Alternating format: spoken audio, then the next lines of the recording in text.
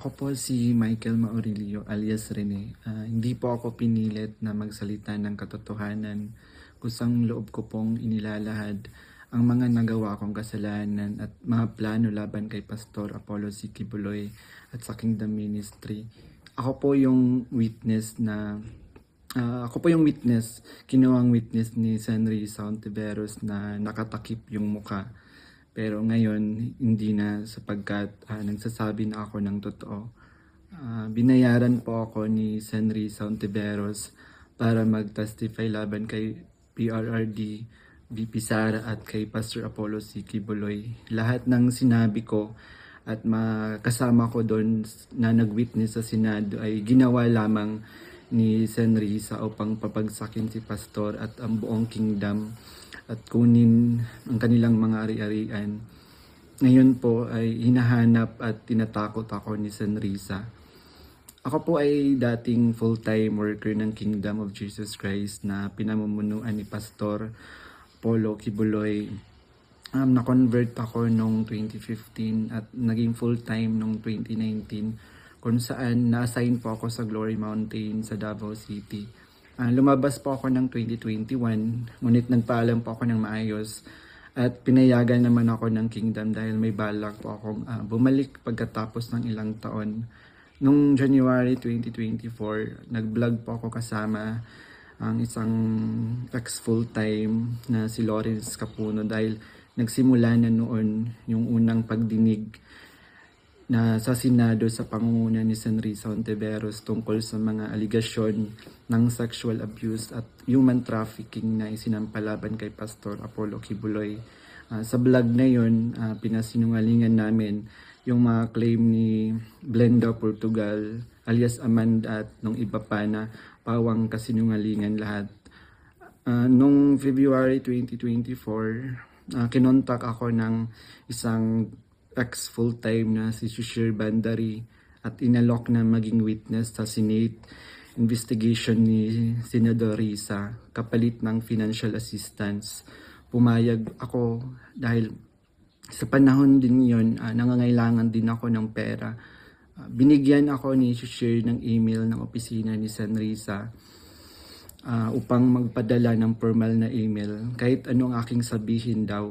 Sabi niya kapag nakipag-usap ako sa kanila, sabihin ko lamang na taga-kingdom ako at lumabas na sa ministry at idagdag ko daw na sinasaktan ako ni Pastor. So sa aking email, sinabi ko doon na galing ako sa kingdom at lumabas noong 2021. Ilang araw pagkatapos noon, kinontak ako ng isang staff ni Sen Risa na si Fiona upang makipag-meet sa akin through video call. Sa pag-meeting namin kay Attorney J. Becama, Chief of Staff ni Sen. Nondeveros, pinagawa ako ng affidavit tungkol sa mga gawain ko sa loob ng kingdom, mga transaction at operation na kinasangkutan ko. Ang isinulat ko doon ay pawang mga personal kong experience lamang at wala akong binanggit na pananakit, sexual abuse o human trafficking sa aking salaysay. Matapos kong ibigay yung affidavit, muli kaming nag-meet ni Attorney Becama. Pagkaraan ng 2 araw, binigyan niya ako ng revised affidavit na naglalaman na ng mga karagdagang aligasyon ng pananakit ni Pastor na hindi ko naman naranasan o nakita. Kasama rin dito yung maling pahayag na ako daw ay na-assign sa SMNA News kahit hindi totoo dahil ako ay nasa Glory Mountain mula 2019 hanggang 2021. Nandun din yung aligasyon na sa di umano ay nasaksihan ko tungkol sa mga baril na sangkot sina Sara Duterte at dating Pangulong Rodrigo Duterte na hindi naman totoo dahil wala naman akong nasaksihan na ganoong pangyayari. Pinilit din akong idagdag yung pangalan ni Senador Bongo at Senador Bato de la Rosa sa affidavit kapalit ng mas malaking halaga ng pera. Pero hindi ko na sila isinama kasi baka umattend sila sa hearing at magtanong at ma-corner ako. Yung pag-appear ko sa Senate ay may reward na 500,000 na ibinigay nila sa akin. at dagdag na 500,000 nang isinama ko si Sara Duterte at si dating Pangulong Duterte. So 1 million po lahat ng binigay sa akin. Isang linggo before ang Senate hearing noong February 19, 2024, pinatira ako sa isang condo kung saan ako ay biniriefing at tinuruan tungkol sa mga dapat na isasagot ko sa tanong ni Senador Risa.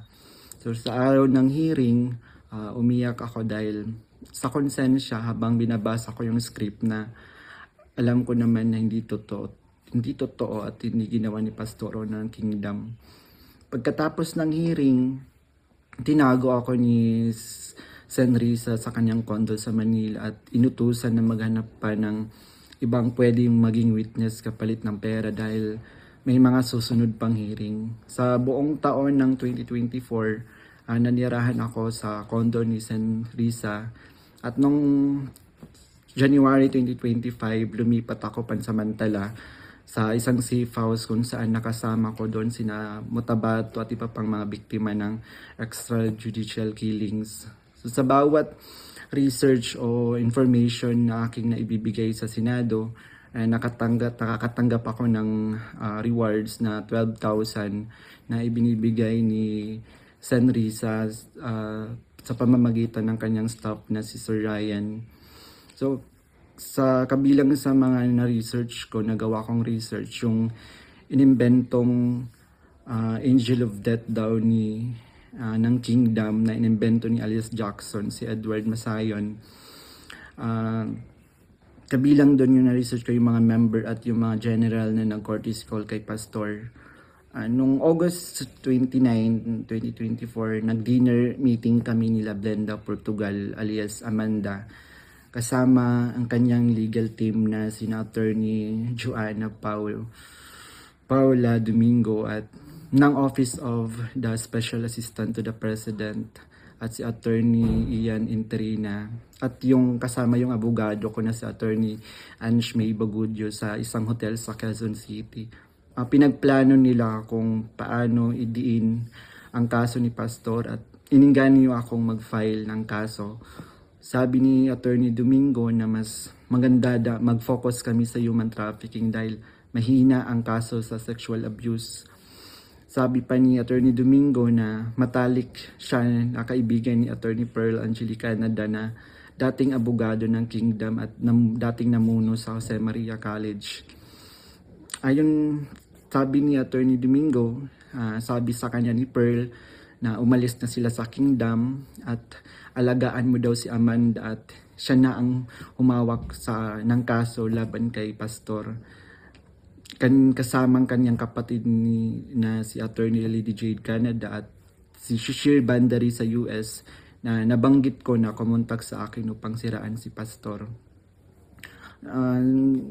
Dagdag pa ni Attorney Domingo na gumagamit sila ng private jet mula kay Secretary Antonio Lagdameo papuntang Davao para sa kaso ni alias Amanda dahil sabi ni Attorney Domingo ito ay para sa seguridad nila sapagkat may natatanggap daw silang security threat. Nung mga panahong iyon, nagkaroon din kami ng pag-uusap ni alias Amanda, si Blenda Portugal, kung saan tinanong ko siya tungkol sa kalagayan ng kanyang kaso sa sexual abuse at human trafficking. Sinabi niya sa akin na mahina daw talaga yung kaso sa sexual abuse sa Pasig at gusto niya niyang sumuko. Kaya lang may mga nagsusulsul daw sa kanya na ituloy pa rin yung kaso. Nakiusap niya lang siya sa akin na tulungan ko siyang maging witness sa kanyang kaso sa human trafficking. At nanghingi pa siya ng ebidensya kung meron daw akong naipon or naitago ng mga patunay sa sexual abuse.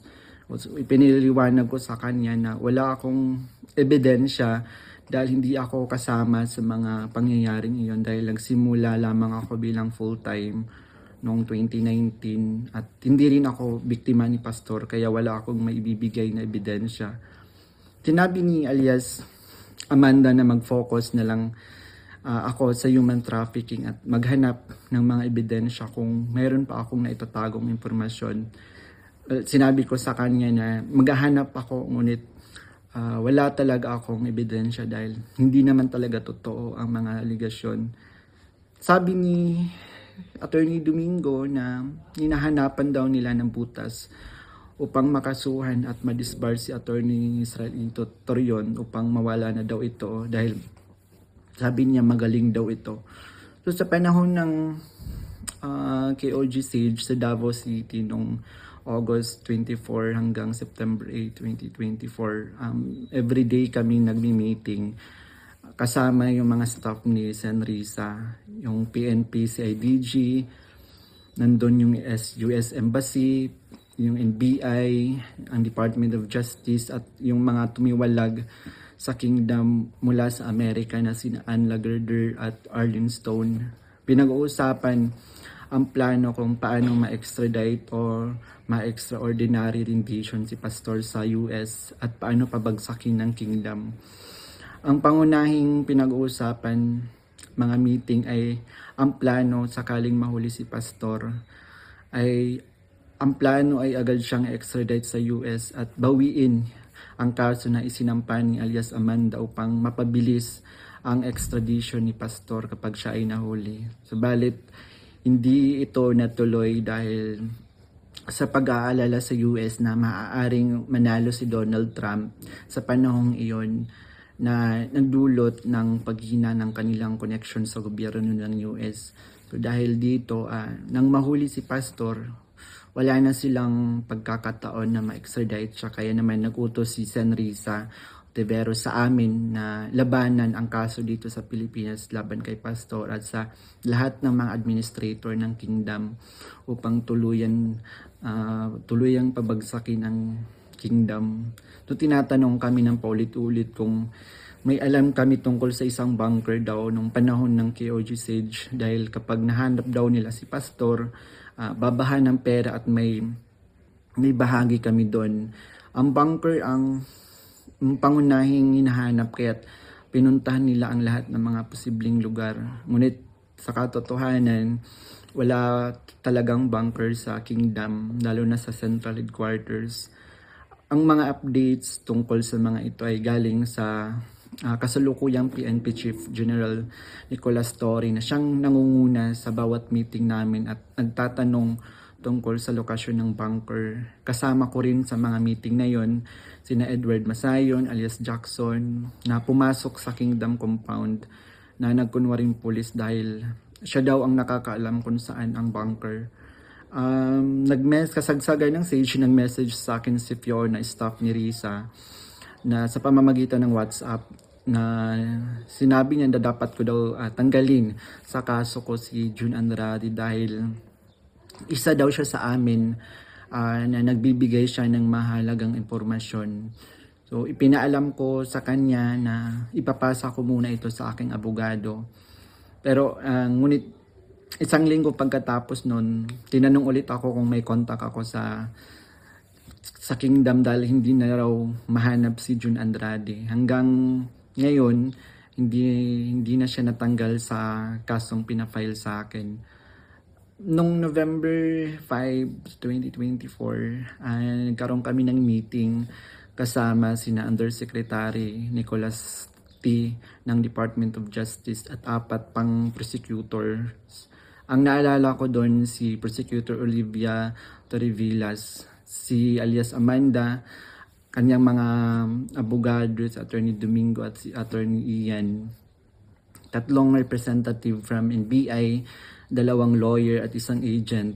Ang sabi ni Yusek sa amin, bawat isa sa amin na nag-witness sa Senate investigation na ginawa ni Risa ay may naka-assign na mga administrator ng kingdom na kakasuhan namin. Meron reward na 1 million pesos kung magfa-file kami ng kaso laban sa kanila upang tuluyan na daw masira at mawala ang kingdom at makuha na nila yung mga ari-arian ni pastor at ng kingdom.